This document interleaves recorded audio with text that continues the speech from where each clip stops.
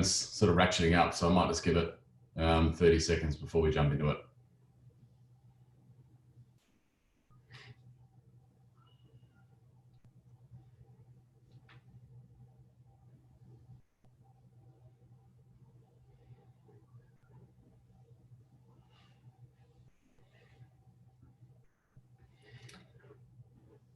All right, well, welcome to everybody who's joined us today. Thanks for taking time out of your schedule to catch up with us for our sort of mid-year global macroeconomic and investment update. To say it's been an interesting 6 months would be an understatement. I think we're probably in for more of the same in the coming 6, 12, 18, 24 months, who knows. We've got a couple of our investment committee members joining us today. For those who have been to one of these before, you will have met Craig Ferguson and also Sterling. Sterling Larkin's been with the investment committee for probably about 3 years now, and Craig for about 18 months, although we've been working together for closer to 2 years. So just at a high level, I'm going to give you a bit of an introduction to BlueRock and the investment committee and the way things work. I promise to keep that very short and sharp. With the amount that's going on from an economic point of view and with the investment markets, there's plenty to talk about. So we'll cut to the chase as quickly as possible.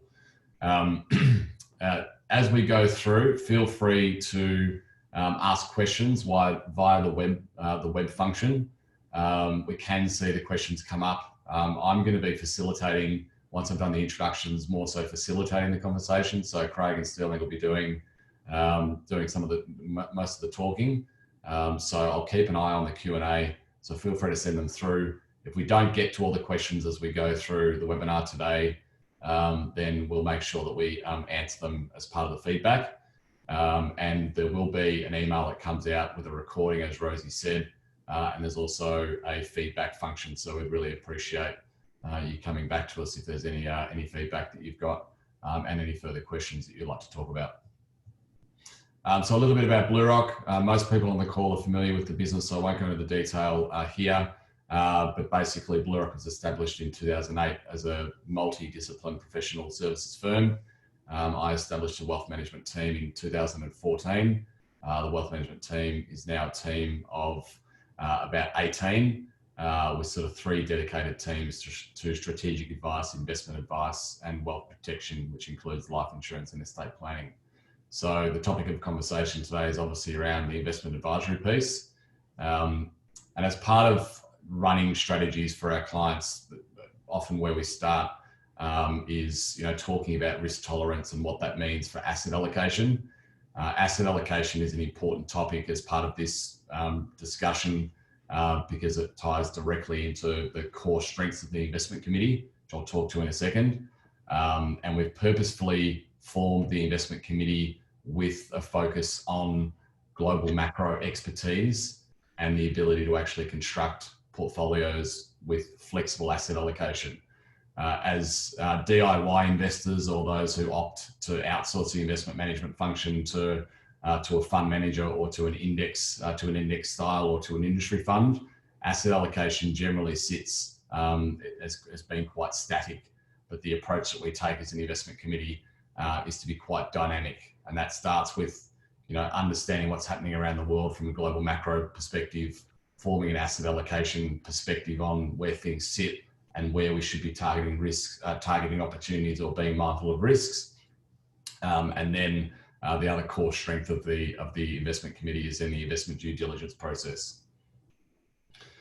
From an asset allocation point of view, we employ what's called dynamic asset allocation.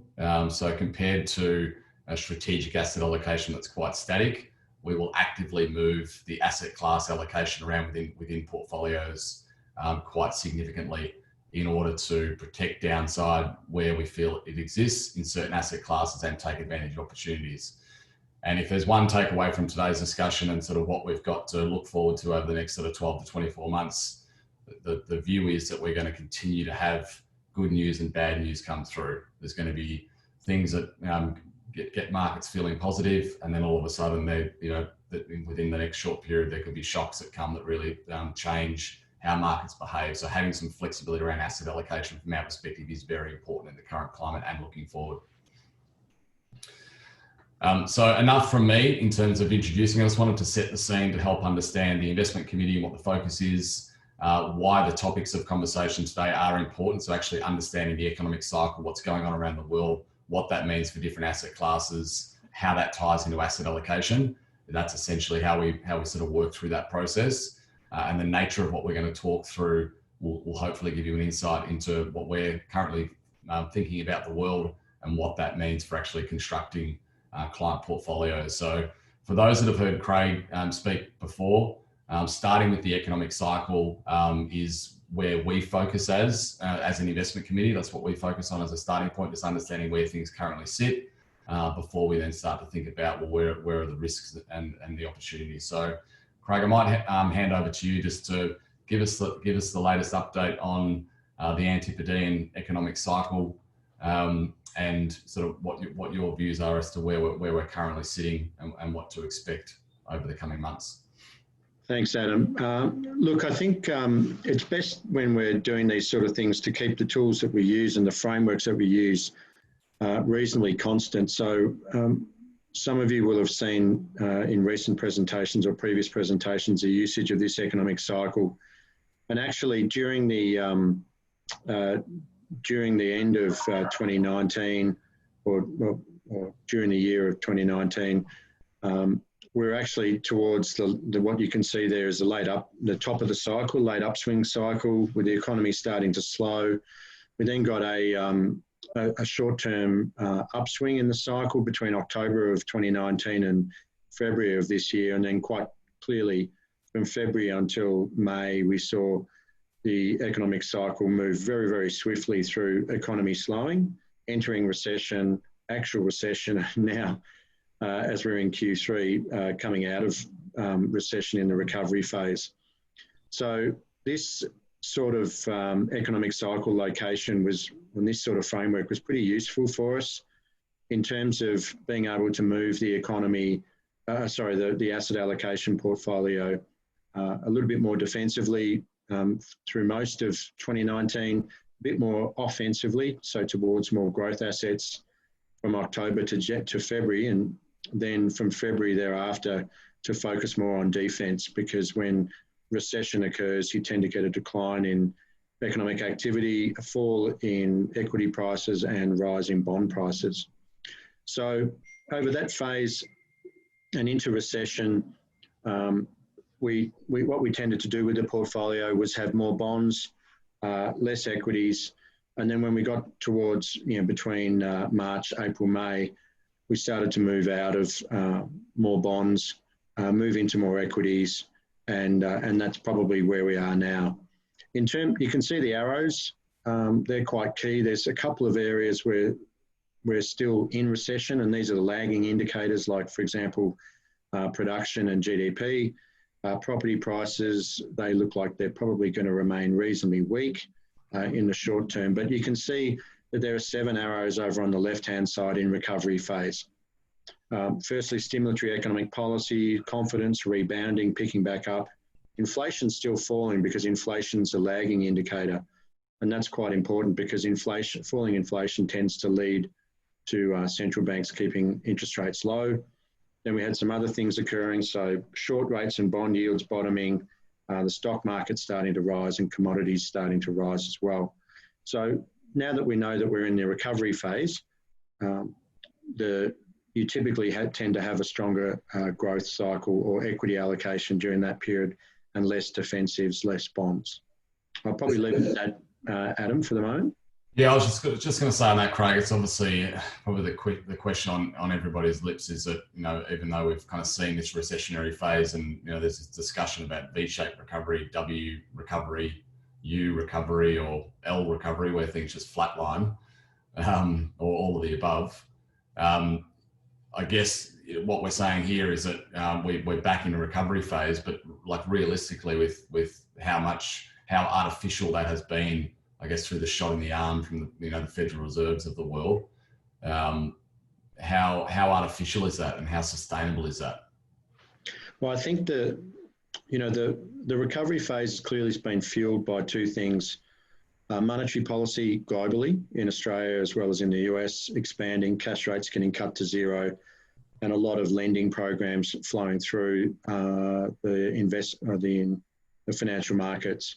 And in addition to that, fiscal policy globally has expanded. So it looks like over the course of Q1 and Q2, the Australian economy will have a GDP contraction of somewhere between 4 and 6%. But if we think of what the federal government has done, they've potentially put in place a fiscal expansion program of 10 to 12%. So one of the, quite simply put, you have a significant economic contraction, but one that is being more than offset by government fiscal policy and also by central bank monetary policy being reduced as well in terms of interest rates. So that's one of the key variables that is supporting equity markets and has also supported a recovery in economic data. Going forward, there are a number of different headwinds though. Firstly, when the economy comes off life support from central banks and fiscal policy, how does it then respond? Does it slow down again? If unemployment stays high, if property prices, residential and commercial fall, also if small businesses have actually closed rather than being able to reopen because of the stress on cash flows that they've seen. So very much this is a short-term cyclical upswing in the economy, and it's occurring very, very swiftly, just like the downturn that occurred between February and May was very, very swift as well. That doesn't necessarily mean that 2021 or 2022 won't see headwinds. We could easily see another slowdown in growth. We could possibly see a double-dip recession if some of those indicators, such as property prices decline, and if also, importantly, fiscal policy is taken away too quickly. So I think, as you rightly said, Adam, this is a short-term cyclical upswing, but there are certainly headwinds that we're cognizant of as we head towards the end of 2020 and into 2021. Sterling, in the current climate, there's a lot of potential shocks that are in the system that can disrupt markets basically overnight. What are some of those sort of major events that you're keeping an eye on that you feel could really sort of turn or break this short-term upswing that we're currently experiencing? Yeah, no, good question. We'll come to it in a few moments when I go through the slides on financial repression. But as Craig was just explaining, this is all very artificial.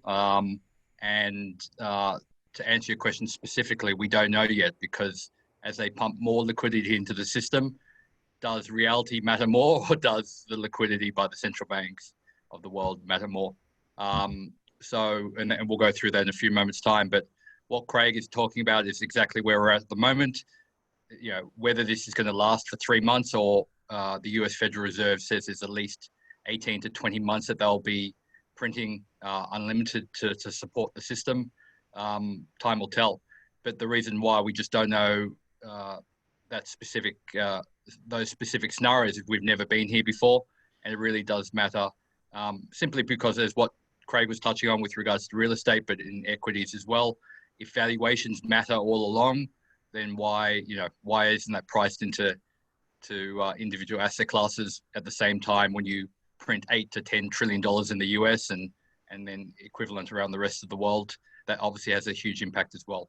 So the answer to the question broadly, nobody knows, but you can't ignore the fact that there's a significant amount of support, as Craig's just been talking about, from the governments. And we all sort of predict that will support for at least 3 months from now. Whether they continue going through that is exactly the $64 million question. I'll explain in a few moments' time the concept of financial repression and how this has an effect on what Craig's explaining at the moment. But the reality is you have to be aware of that broader, mass liquidity being injected in the system, but still be very mindful of all the traditional things that all of us have watched for 20 years and what Craig's explaining now through this classical, economic cycle, perspective. Yeah. So look, just before we finish on this slide, obviously, understanding the conversations that are held at an investment committee level intimately well, And ordinarily, like the investment committee meets monthly in a structured manner to sort of talk through what's the asset allocation calls that we've got, what are the thematics built into the portfolios, how are certain positions playing out, good, bad, or otherwise. And over the last 6 months, it's been sort of more like 2 or 3 times a week as things have just moved so dramatically in short periods of time. So I think the takeaway from this slide is that as the comments have been made around the short-term cyclical recovery in asset class prices, a lot of that driven through stimulus. So we expect that over however long this period continues to play out for, that this will continue to move around, and the implications that it has for asset classes and how portfolios should be positioned if they are more actively traded. You need to have a structure that reflects how things are moving. And there's no doubt that in future conversations, the indicators on this economic cycle are going to shift around as this circumstance continues to play out. So part of the role of the investment committee is to respond to that. And at the same time, whenever we look at opportunity, we look at risk first. And as an example of how things have played out over the last few months, I mean, we took a pretty bearish view, sort of coming out of April. Markets have recovered sort of 20 or 30% that they felt like they were going to roll over again. There's a saying in markets that says don't fight the Fed, and that's certainly rung true over the last couple of months. Has really forced us to step back in and participate in the upswing that we're now currently seeing. Could I just quickly add something, Adam, just really quickly, just exactly what you just touched on and my points and what Craig's explaining in this chart. This is classic economics, and then markets, the inputs that Craig obviously are looking at to form these types of views. Obviously he has ahead of time. The problem with that other scenario that we're talking about with injecting liquidity is that we can all literally wake up and have the central bank in any other country, inject trillions of dollars overnight, and there's no science behind that. So I guess the point we're making with this is what we're looking at here is what we can assess with the information that we have in front of us in the real economy and in financial markets. But then we have to have an eye on the fact that governments can come out of nowhere without any warning and basically manipulate or by injecting liquidity at any point in time. And they're both equally important forces, but that's why it's very tricky to predicate exactly what's coming next. And throw into the mix geopolitical risks and cybersecurity and a range of other things going on.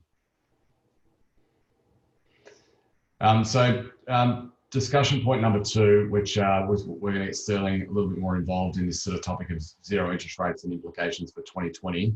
And from there, we'll sort of roll into some of the themes to be mindful of and that we're certainly looking at for Q3. And then ultimately, what does this mean for asset allocation? So how are our portfolios currently reflective of the views of where we sit in the economic cycle and where the risks and opportunities are? So for those that don't know, Sterling, look, I've known Sterling for probably getting close to 10 years now. And through sort of half of that period has been working on the establishment of a business called Australian Stand First, which is essentially a global macro funds management business with an ESG focus and a real focus on investor education and philanthropy. So Sterling's very active, has been in the media, sharing his views around the world through Bloomberg, Australian Financial Review, etc. So if you're not familiar with his content, it is pretty in depth. But by all means, log on to the Australian Stand First website and sign up for his content, because there's a lot of good stuff that comes out of the business. So there's a disclaimer. I'll give you about 4 seconds to read that. Basically, don't act off any of Sterling's views. Get advice from BlueRock. But Sterling, I'll just hand it over to you to talk to this slide around financial oppression, what's here to stay, what that essentially means for what we're talking about today, and forward-looking investment decisions. Sure. Thank you, Adam. And I'll keep my comments to 2 or 3 minutes, and then hopefully we can take questions from everybody on this Q&A function on the Zoom call, and make sure that Craig, Adam, and I sort of integrate this into our answers with regards to Q3. The concept of financial repression has been around for a long time. It is sort of an academic concept, but I think it's really important to bring it in today. It's parallel to what Craig has just been talking about earlier in today's presentation, and it's becoming more and more important. And again, as Adam mentioned, please do talk to BlueRock with regards to your particular circumstances. But why I think it's really relevant that we touch on financial repression is it affects the traditional way that we all look at both asset allocation, how you actually make investments, and what's really happening with this unlimited money printing around the world. So basically, and I've given you some very high level points there on the slide. Obviously, we're happy to answer it. But again, all this can be found on Google. There's nothing particularly proprietary about anything that you're reading here. But what I do want to sort of get everybody thinking about is financial repression means that, as we've been talking about with printing money and the interest rates around the world going to zero or staying near zero, the consequences of that is that the governments, whether they're doing it intentionally or otherwise, are basically punishing people who try to stay in cash or try to stay in the risk-free part of the investment market. Here in Australia, we often refer to those term deposits or other cash products. Again, I'm not talking about any particular type of investment, but gone are the days where you could just literally keep money in a savings account or a term deposit and roll it and think that you can keep up with what's going on. Governments are in effect punishing people for doing that. And the reason they're doing that from a philosophical point of view is they want people to move away from saving in cash and put it into riskier assets so that the economy can actually take advantage of those savings. Whether that's philosophically a good thing or a bad thing is highly controversial and not the point of today's conversation. But what it does mean is people around the world have to change their concept of what it means to actually save money and be in cash. And the term cash is trash is definitely not my acronym, and nor is it Ray Dalio's, but Ray Dalio, who's the most successful hedge fund manager in human history, has been using that term more and more lately. And that partly explains why the equity markets, being the risk assets or the risk part of the capital stack, is rallying for no other reason than if you can't stay in cash, and the acronym that you can see on that slide, TINA, there is no alternative. If you stay in cash, you're being punished for doing that, simply because if you have the US government they've printed more money in the last 6 weeks than they printed in 124 years before that. I mean, that is just significant at face value. The last point of the slides here, and I am just very mindful of time, is as Craig's talking about official inflation, the concept of inflation has obviously changed over time. And what all of us experience with regards to going outside and buying a coffee, takeaway coffee, and it goes up by 20 cents every 6 months, that's not 1 or 2% inflation as told by a central government. How they measure inflation, I guess the point I'm trying to make on these 2 or 3 very quick points is it's not a conspiracy or whatnot, but there is a reason why official inflation always stays very low, but yet we see around us our actual cost of living is going up. And real inflation, as per what Craig and Adam are talking about with regards to asset inflation, is significant. I mean, if you did stay in cash and you wanted to buy a house 10 years from now, the purchasing power, obviously, of your money changes. Again, there's nothing new about anything that we're talking about on these slides, but it does have a massive effect on everything that all of us do, whether you're running a business, obviously your investment decisions, and as a portfolio manager, an active manager on behalf of clients, staying in cash and even the concept of moving into gold as a risk-free asset is changing as well. And the point per the headline of this particular slide is the US government has said that they will support markets with money printing for at least 20 months. That was when, I think it was May this year. So for at least another 18 to 19 months from this exact moment, the US government will keep injecting liquidity. And the consequences of that is if they've already printed $10 trillion that we know about, you can imagine what's going to happen between now and 20 months or 19 months from now. So you really do, and I'm talking about the US economy, but that's still the propeller head of the global economy. That's going to have a massive impact on every decision that any of us on this call is making. I'll leave this slide here. The example on the right is just a monthly circular that we write, and that particular piece talks about these concepts in greater detail. But again, you can Google a lot of these concepts. You don't necessarily have to make a rush decision. And again, I'd implore everybody to speak to Adam and the team about the consequences. But our grandparents' generation thinking about leaving cash on term deposits in a certain portfolio, that era is over. There's no doubt about that. And it's really important that people at least familiarize themselves with what's happening and the consequences. We may all be benefiting from all this liquidity being pumped into the system, but there are immediate consequences for all of us. Adam, if you just want to go to the next slide. Again, I won't go on too much about this. Obviously, there's nothing here by design because we'll talk about Q3 with Adam and Craig in 30 seconds time. But we know that the US election is obviously coming up and there'll be geopolitical tension around that. We know that there's a lot of issues here in the Asia Pacific region. We know that the Australian government has started printing money and manipulating our monetary base as well. And it is a race to the bottom in that regard.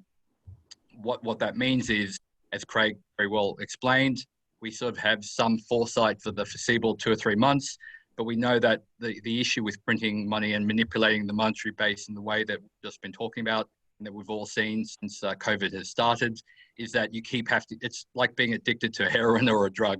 You have to keep getting a new shot of drugs, and it has to keep being stronger and stronger. How long this can last, that's a conversation in itself. My personal opinion is the US can keep going like this for another 10 years. Obviously, that's very unhealthy, and that's, it's a pretty, again, a much broader, longer conversation.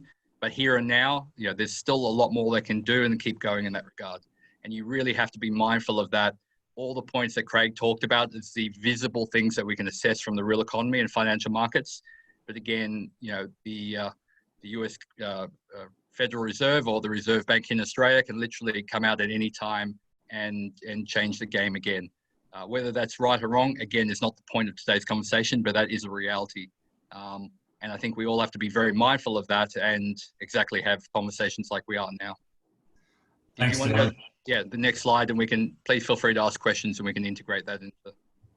Yeah, just to confirm, there was one question that came through just regarding the slide deck. So yeah, absolutely, the slide deck will be made available for those in the webinar. And there are some additional slides that aren't part of the deck that we're going through that'll be made available as part of what we send out as well. So if you do have any questions for myself, Craig, or Sterling as we're running through, by all means, put them in the Q&A and we'll address them as we go.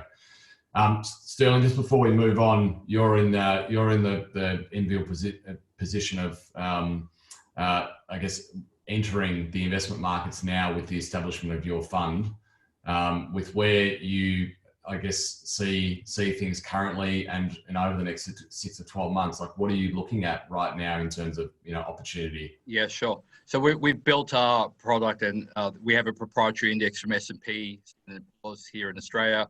As Adam kindly mentioned a few moments ago, it's the only ESG global benchmark in Australia at the moment. We designed it to be very defensive, and during the COVID crisis, it held up. Basically, it moved up or down 1 or 2% during the whole crisis, so it's a very flat line, while obviously global markets did a lot more around that. Why I mention that is we're really targeting with the fund, which has always been the plan, to get a target return with income of around 6 to 8%. That's not necessarily that difficult at the moment.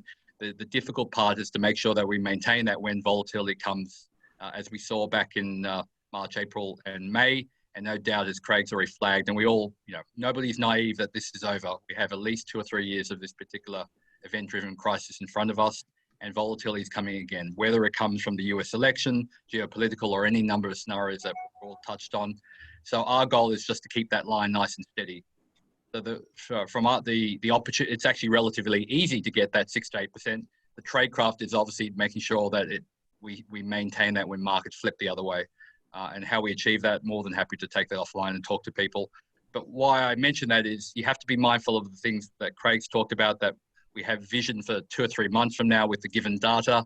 We know that they're going to keep printing liquidity. We know that the actual virus is still not solved, and it's just going to be lagging on the economy one way or another for at least another 2 years. And how assets are changing with regards to so much liquidity coming in. Making money is not the hard part. Not losing money and keeping that capital base protected is the tradecraft for everybody. And just one last point. The term cash is trash, again, has probably been around for 100 years. But Ray Dalio, who runs Bridgewater Capital, has been mentioning it more and more. Why he mentions that as well is a lot of our portfolios, whether you're a portfolio manager like us or any number of different scenarios, relies on traditional models where there is a risk-free rate being cash gold, whatever that happens to be. And that's the point of my previous slide is you have to change those assumptions, and nobody has an answer of what is risk-free anymore. So that's what makes our particular life stressful and tricky. And nobody has an answer to that, because that's the whole point of financial repression. There is no such thing as risk-free anymore. Again, I'll end my comments there, and we'll bring it up, no doubt, when we talk about Q3. But I really implore everybody to just take a little bit of time to understand those concepts and put it in the context of their own decisions. Yeah, thanks, Sterling. So, wanting to make sure that we obviously talk about where we're currently seeing things, and the outlook, and we'll get into the themes for Q3 in a second. Wanted to make sure that we kind of wrap this up into what it actually means for decision making, like what we're thinking. What does that mean for client portfolios? If you're on this call to enhance your own knowledge in terms of running your own portfolio, and hopefully there's some takeaways from this for you as well, at least giving you our perspective. So Craig, I'm going to bring you back into the conversation. These are some points which came out of your recent quarterly assessment of the macroeconomic landscape and sort of what to look out for in Q3. So some of this stuff that we've already spoken about, and a couple of things that I wanted to specifically talk to. But just as an overarching discussion, what are the out of the 11 points that you've got there? What do you think are the top 2 or 3 that investors really need to be mindful over the coming period?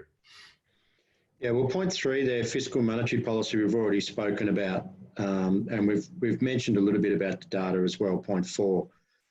So I think it's probably, a few of the other points are more worthwhile going through. The first thing is, Adam has mentioned what the processes that BlueRock IC goes through in terms of formulating investment policies and strategies and portfolios. The first one is that I'd probably like to mention is the quant models and the frameworks we use to come to decisions. So those sort of frameworks tell us that when 2018, 2019 suggested to us to have a bit more of a defensive set of asset allocation, because primarily we expected the cycle to be late cycle and moving towards recession. We didn't know that COVID was going to be a trigger for recession, but that our quant models were actually suggesting that was the case. However, in May this year, so a couple of months ago, that quant models also suggested that recession was probably about to end and move back towards a more cycle rebound scenario. So I think that's important because it says that it outlines the frameworks we use to make some decisions, and those frameworks are positive. The virus and health policy, point 2, is clearly the most pressing issue. So it's a question of whether the first wave that we're seeing in the US and emerging markets, and then the second wave we're seeing in Australia, has the same sort of impacts as what we saw back in February, March and April. And I think there are some differences here. Firstly, not every economy around the world is having first and second wave outbreaks. Many are under control. And that probably implies a slightly better potential economic outlook, i.e. not every economy is on its knees. The second thing about virus and health policy is that not every economy is reacting the same way now as what they did in March and April. So we're seeing this in Victoria with postcodes locked down and targeted quarantines rather than a national quarantine. So again, that probably leads to less economic impacts from second wave impacts in Australia and also first wave impacts in the US and in emerging markets. So they're important. The fifth, US politics, will be something we look at even more as we go into Q4. The election there is in November. Currently, Biden's well ahead. The expectations are that Biden will be a negative for equity markets simply because he's expected to raise taxes. However, one of the things that people aren't really focusing on there is that Biden's very expansionary as well in terms of his policies. So he's planning to double the minimum wage from $7 to $15 an hour, basically. That normally has a very, very strong economic impact. So I think people are probably taking a little bit of a more negative approach currently, but the reality might be different. And I'll probably finish with growth and defensive assets, points 6 and 7, which is given where we think we are for the next 3 to 6 months, we think you want to be overweight growth assets. That's normally equities. We're favouring the ASX. We're favouring emerging markets, and in particular China. In terms of defensive assets, we're staying out of bonds. We've got gold alternatives like hedge funds in the portfolios as well. Thanks, Craig. Just on point 5 there, Sterling, I might just bring you into the US political discussion. Not that this is a political orientated conversation, but it's obviously relevant for the macro landscape. What comments would you have about sort of the environment that we're in right now, and we'll sort of face over the coming months leading up to the election? Sure. I guess Trump has been putting pressure on the Federal Reserve to keep interest rates low and even to go into negative. Now, there's 3 branches of the US government. Trump's not supposed to be doing that, but he has. And again, I don't want to unpack that too much.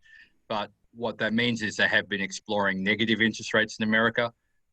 The Federal Reserve has come out very strongly and said they're just not going to explore that. And simply because that experiment's been had in Europe and it just doesn't help the big banks. The European banks like Deutsche Bank, everybody's read or heard stories of their travails at the moment. That has a lot to do with negative interest rates. Japan has had the same issue, as we all know, for 30, 40 years now, or 30-something years now. So negative interest rates are highly unlikely, but you shouldn't take anything off the table at the moment. And again, I don't want to, what Craig's referring to there is the official statistics says that Biden's going to win. I wouldn't be writing Trump off ever on any scenario, as we all know. But what that means is if nothing changes, obviously whatever happens, there's going to be implications for markets as well. But from preparing your portfolio here in Australia, at least we know that that event is actually coming up in time. We just want to make sure that we understand its implications with regards to the relationship between that central bank being the Federal Reserve and the White House and Congress. And whether we like it or not here in Australia, what happens in November in the US will have an impact on the ASX. And just from the Q&A, some of the questions, what does that mean for bonds? Craig's comments were all very correct and accurate, but Craig is talking about the category of the whole capital stack with regards to fixed income and bonds. And there's obviously different parts of that fixed income part of the market that's affected differently by what the Fed and others are doing. And not all bonds are the one and the same. But you have to be very careful at the moment because by design, there's a lot of manipulation in the fixed income market. And just holistically, bonds are now used as a funding source. They're not an investment class anymore. And what that means is obviously the government will use them for all the money printing purposes that we just talked about. But how you assess them, people have seen movies like The Big Short or read different things over time. What happened even during the 2008 era and particularly back in the 80s and 90s, bonds are a completely different beast today than they are then. I don't think that surprises anybody on this call, but again, I just implore everybody to have we really have to change our thinking about a lot of these things, and everything Craig says is exactly correct for now, but the world is changing and you also have to be mindful of that and be prepared for what's going to happen in 2021, 2022. But with regards to the election, from my point of view, flip a coin. I still think Trump's got a high chance, and there's some good and bad consequences economically for that. And of course, I'm not going to talk about the politics.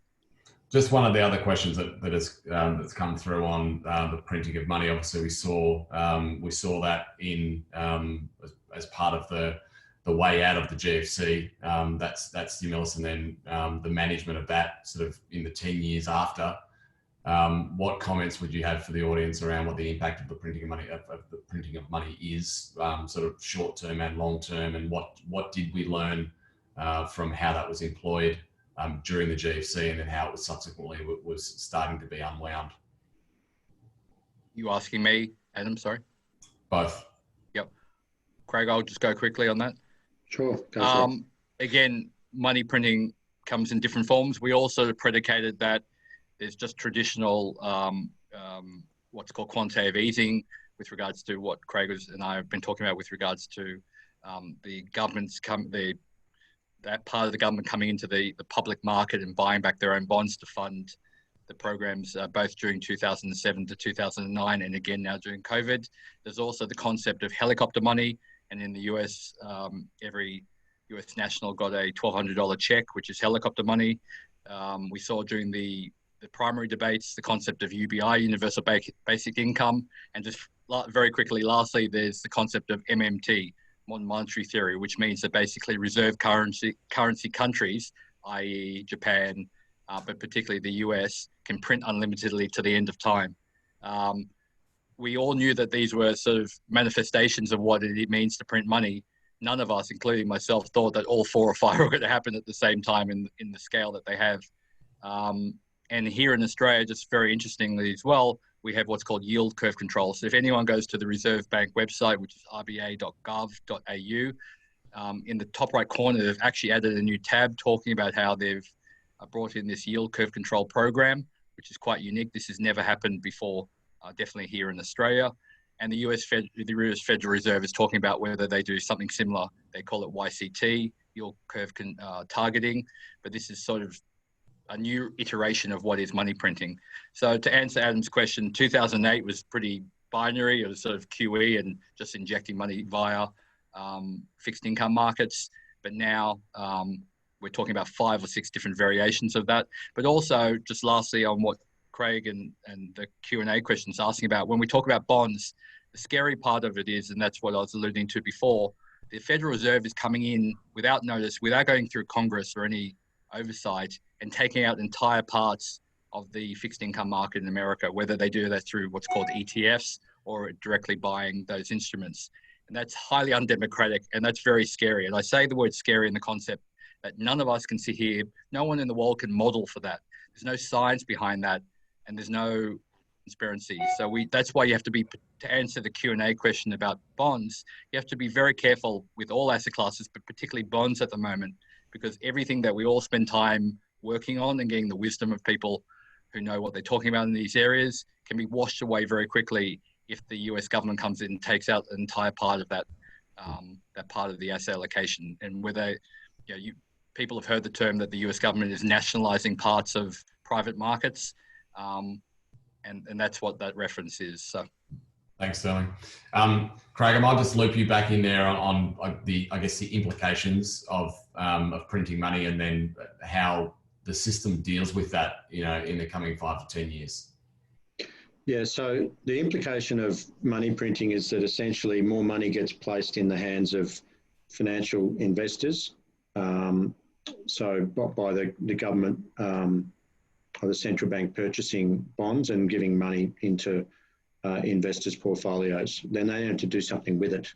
And as a result of that, they tend to put it not into bonds, back into bonds, but into equities.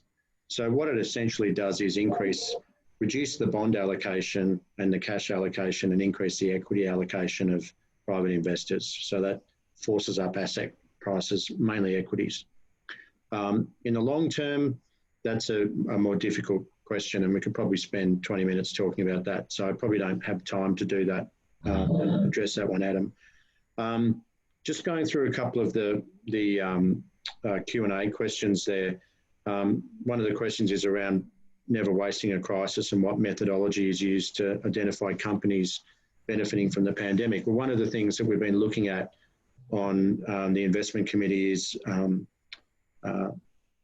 investments in areas of the market, such as, for example, Chinese equities, but also technology equities, which will benefit from, the accentuated shift towards, online, cloud, non-physical presence businesses. So that's one of the things we've been looking at. In terms of cryptocurrency,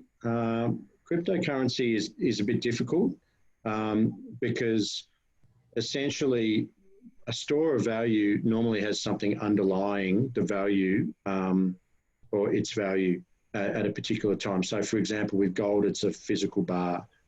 Cryptocurrencies don't actually have anything underlying their value apart from a piece of technology, which is quite innovative, i.e. blockchain ledgers. It does have a perception backing it, the perception of those who own it, that it is going to be an alternative to fiat money or printed money or notes, because blockchain means that it's limited in nature, whereas notes can always be printed. However, it's tough to value cryptocurrencies in a traditional way. So we don't look at them at the moment as anything that's a store in value that would be in portfolios as a result of that. That's probably something you're best doing outside of the BlueRock portfolios. Adam, if you've got time, there's a question on FX cycles there. It's pretty in relation to foreign exchange.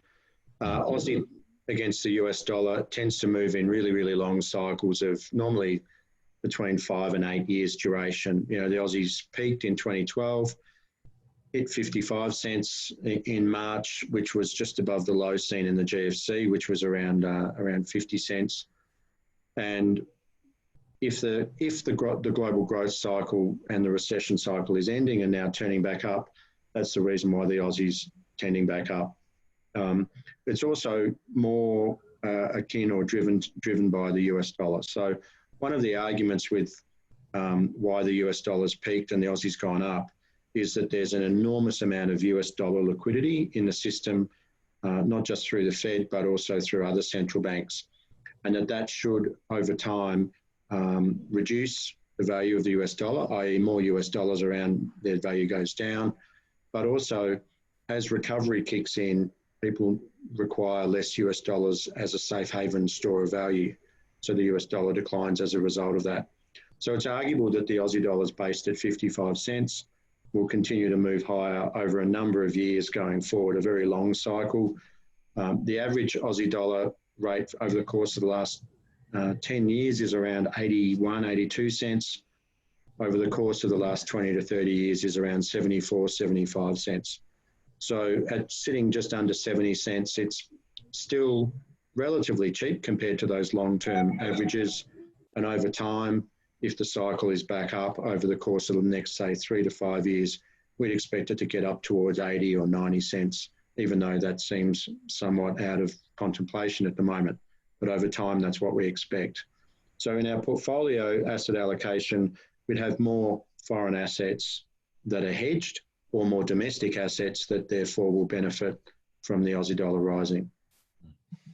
For those that I was going to lead you into that question, Craig, by saying that you were the number one currency trader at ANZ in the early noughties, so you can actually speak to the topic with some conviction, which is most would know that currency trading and forecasting is an incredibly difficult area of financial markets and analytics. So if there are any questions on currency, what it means for your business or your own particular portfolio, then by all means feel free to engage with us afterwards, and we're happy to forward your questions through to Craig. Might just move on. So for the next sort of 10 odd minutes, we're keen to sort of wrap this up in terms of what does it mean for asset allocation and where to from here, at least give you our views around what we feel all this means from a risk and opportunity perspective and how we're currently positioned. All of our existing clients and those that have been on these calls previously will be familiar with this chart. Essentially shows at a high level understanding that within different asset classes there are subsets of asset classes. So within global equities there's obviously different geographical regions, developed markets versus emerging markets, different sectors, technology, pharmaceuticals, there's currency implications. So at a high level, if you actually break down these asset classes, there's different considerations and strategies within, but this is meant to give you a feel at a high level as to sort of what the current thinking is. To Sterling's point around fixed income, it's really a mixed bag there. And Australian equities, for those that tuned in a few months ago, there's been a shift in some of the dials, in particularly Aussie equities has come up. Part of what Craig mentioned around the currency, the currency view, supporting domestic assets and how commodities are expected to perform during recovery. And then cash is still viewed as being an area that obviously provides stability, but not much beyond that. And on the right-hand side, alternatives. I'm going to open up just the alternatives discussion to you in a sec, Craig, but alternatives in the private wealth investment land is essentially looking for assets that are not correlated to traditional markets. And that is absolutely an area from an investment perspective that we feel is a really important part of portfolios in the current climate. I might just get you to talk to that one, Craig, because I know that over the last month, we've been doing a lot of work on investment manager due diligence, which is an important function of the investment committee process. For our clients, they'll know that we don't profess to be individual stock experts. We don't sit there analysing whether BHP is a better trade than Rio. What we do is look at global macro, asset allocation, investment manager DD, and portfolio construction, then leave individual trading up to those managers who are specialists in their class. Be interested in your sharing your views around the alternative space, Craig, in particular, but then just more broadly, some of the discussions that we've been working through around the global equities and sort of what the views are there, because there's some high conviction calls there as well. Yeah, so the place of alternatives, if you look across the top there, alternatives infrastructure in particular, we often think of those two asset classes as negatively correlated with equities, and therefore they tend to be defensive and ideally provide income. So in that sense, they are also seen as different options compared to cash or fixed income. Now, with interest rates around the world close to zero, cash gives you nothing. So we don't want to hold much of it if we can. The other thing also is that with bond yields essentially very close to zero too. So for example, the Australian 10 years currently around 0.9 of 1%, then it provides less ability to, firstly, it provides less income in terms of coupon, but secondly, it provides less ability to diversify equity portfolios. So for example, when bond yields were at 3% instead of 1%, if they fell from 3% to 1%, you'd effectively make 20% or more on your bond holdings, and they'd be offsetting any losses that you would incur on your equity portfolio. So because we don't like cash and fixed income and bonds for those reasons, we're looking for other alternatives in infrastructure and hedge funds and things like that in order to be able to provide both income and also potentially rise in value if equities go down. So in that sense, we're looking at currency trading portfolios. We're looking at equity portfolios that have both longs and shorts in them. And we also are holding things like gold, for example, which acts as a hedge against equities. Infrastructure is a little bit different. It doesn't necessarily go up when equities go down, but it provides typically a higher yield. So for example, if you own not just toll roads and airports, but if you also own pipelines, solar generation plants, those sort of things have fixed contracts with energy producers and energy on sellers. And as a result of that, we're trying to find more or higher income from infrastructure assets that will exceed that of bonds and cash. I'll just make a couple of comments around equities and global Australian and global equities. So quite clearly, the asset allocation bias we've had is towards growth assets. So you should be seeing in your statements, Australian equities and global equities increasing. One of the things that we've been doing in global equities, though, is looking for exposures to markets which are firstly cheap in price earnings terms. So for example, at the moment, the US trades on 23 times price earnings, which is the highest we've seen since the tech wreck. But for example, Chinese equities are trading at 14 or 15 times earnings. So they give us, because they're cheaper in value, they give us some protection if equity markets do not continue to rise and continue to decline. The other thing also is that we're sensing quite a shift in the global power struggle between China and the US. And what that's meaning is that China's going to have less access to global markets in terms of net exports to grow. So what it's going to have to do is to stimulate its domestic economy, and it's doing that very, very sharply at the moment. So we tend to think that that's not just around pumping money into consumption, but it's also about pumping up the Chinese stock market going forward so that it looks like it's a better competitor to, a communist competitor, i.e. stocks can still go up in communist economies compared with, for example, US equities in a free market capitalist economy. So that's an area where we're making a tilt in portfolios, reducing some of our US equities because they're very expensive, buying Chinese because they're essentially quite cheap. And we won't be there necessarily forever, but we think there are opportunities there over the course of the next 1 to 2 years. Yeah, look, it's certainly been one of the debates that we've had at an investment committee level around obviously the view as to how that market is likely to perform based on the fundamentals, but then sort of overlaying the optics of the Chinese government and and their economy and the role that they're currently playing on a world stage, and some of the events that are going on and what that potentially means in some shocks that might come through. So it's rest assured for those who are currently invested and those listening that we absolutely take those things into consideration. It's a balance between the risk and the opportunity and trying to get that right in portfolio construction. Adam, there are a couple of questions there around alternatives and manager due diligence. Mm-hmm. So, for example, an alternatives manager might be someone, an account or a manager that trades foreign exchange trends and takes a trend following approach. Another might be a long short equity manager. So, for example, they have a framework which says that some equities will underperform, some will outperform. They may have a basket of longs and shorts in their portfolio, trying to get what is called alpha in that way. Other hedge funds, for example, or alternative managers may think that bond yields are rising, so they would bet against bonds.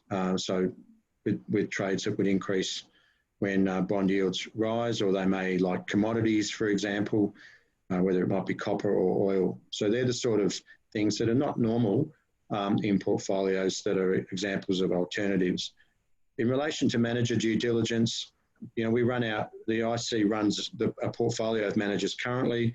We generally have a portfolio or potential portfolio of managers of somewhere between 10 and 20 or 30 that we monitor over time.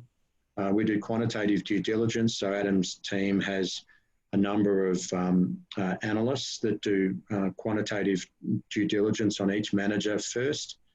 And then we do qualitative due diligence, i.e. Manager interviews, monitor their portfolios, things like that, in terms of working out whether we think they're going to be a good fit for the portfolio.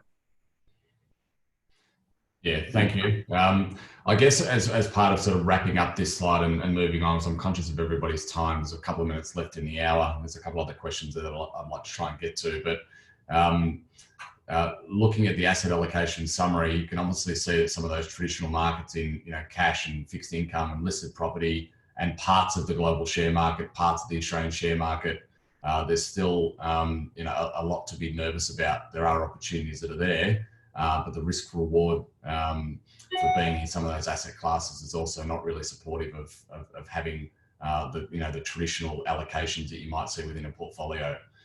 So therefore, with there's been a fair bit of movement within portfolios over the past 6 months as we've got a sense for how things have been playing out.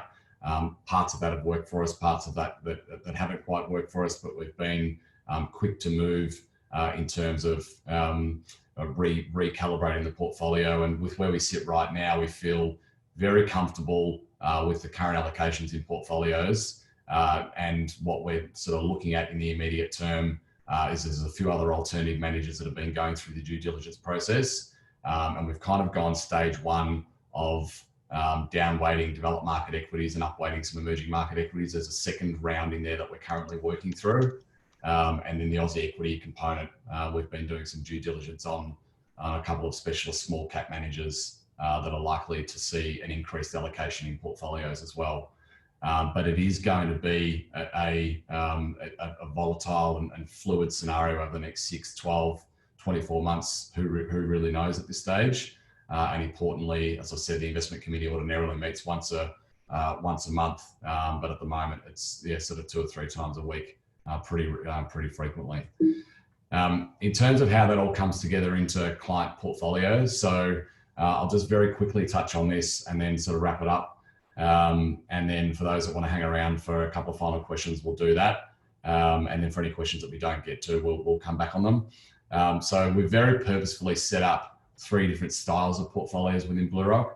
The rise of passive investment management over the past 15 years and the use of ETFs, DIY investors, the barefoot investor, Tony Robbins coming out and saying just go and buy index trackers, Warren Buffett recommending to go and buy index trackers. There's no doubt that part of the market has been significantly growing, and active management has come under pressure in the last 10 years because all asset classes have been rising with low interest rates, and therefore a focus on lower cost ways of getting exposure to markets has certainly been rising. So we've purposefully built what we call the dynamic index portfolios, which use index trackers, a very low cost portfolio, but still leverages the dynamic asset allocation overlay from the investment committee, which is something that is very difficult for DIY investors to do. And if you invest into a Vanguard, you've got X% sitting in property, infrastructure, etc., rain, hail or shine. So dynamic index is kind of built with that philosophy in mind.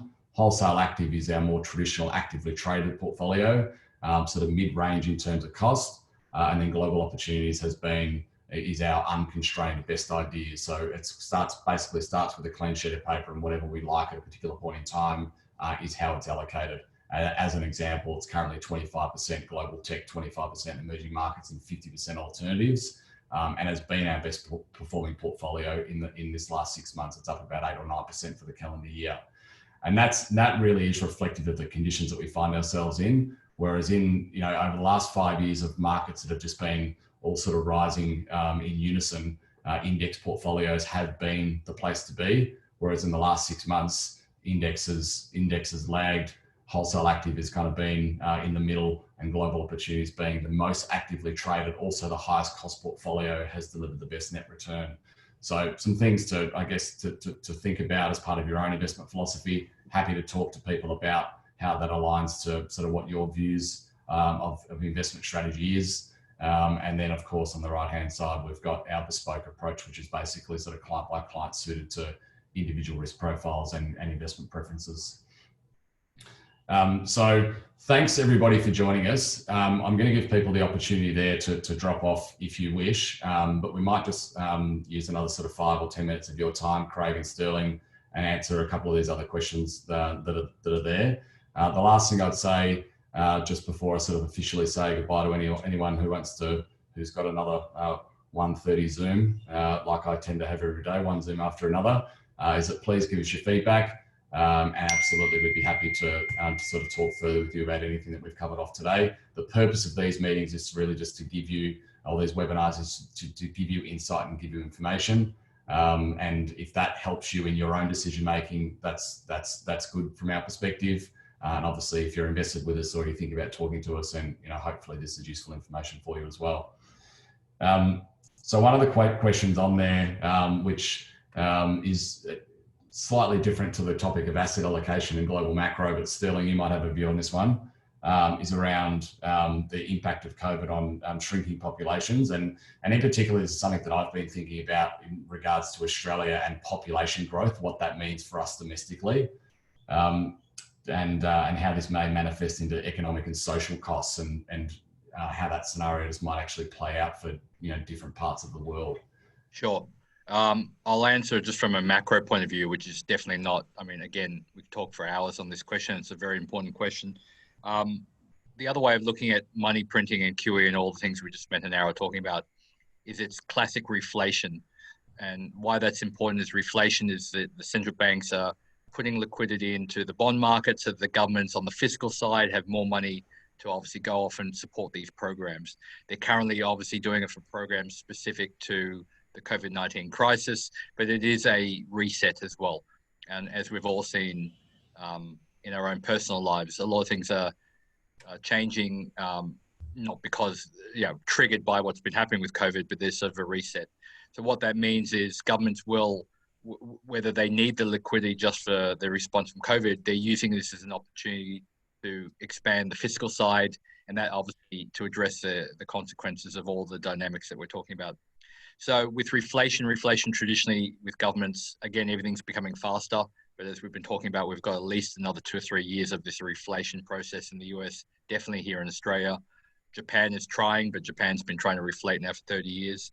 So that will have a direct consequence on how much money the government can actually use towards these type of programs. The irony of this is, per what I talked about on our slide on reflation, is that when you print more money into the system, by definition, the purchasing power, the value of that money is different, and then the inflationary costs come up as well. So there is a tipping point where if you print too much money, obviously it comes back to bite, because obviously the costs involved are inflating as well.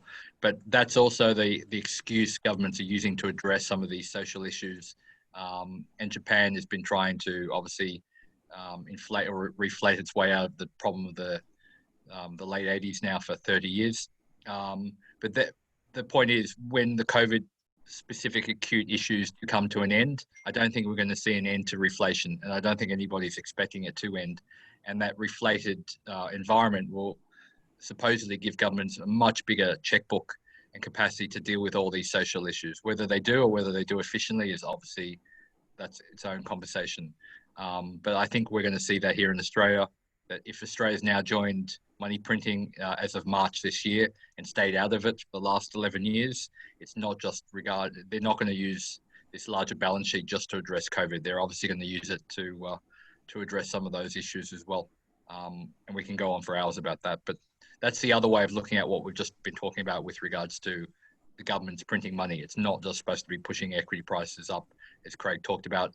It's supposedly supposed to help recover from a spending point of view, and obviously help restructure the economy afterwards. Craig, do you have a view on, I guess, the potential slowdown in population growth as a result of immigration for Australia, and what that means for our economy going forward? Yeah, look, I think virtually every global economy will experience lower migration flows over the course of the next couple of years. However, having said that, you never know how these episodes pan out.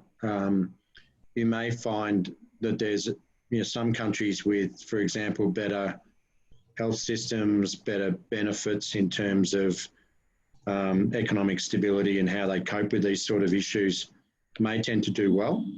So if you're an outperforming country in terms of your COVID performance, then over time people may actually see you as a better place to migrate to. If you're in a place where, for example, emerging markets, they tend to be where many of the migrants come from into Australia, and you would imagine that most emerging markets will probably are struggling with their health responses right now. So, but I think certainly in the short term, over the next 1 to 2 years, I'd expect lower population growth and lower GDP growth in trend terms as a result.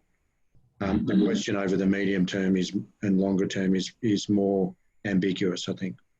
Yeah, there's certainly something to keep an eye on, given our need for population growth here and the demand that creates in the property market, then the construction, and then the financial system that's backed up by that. Adam, just quickly, and again, it's a 20-second answer.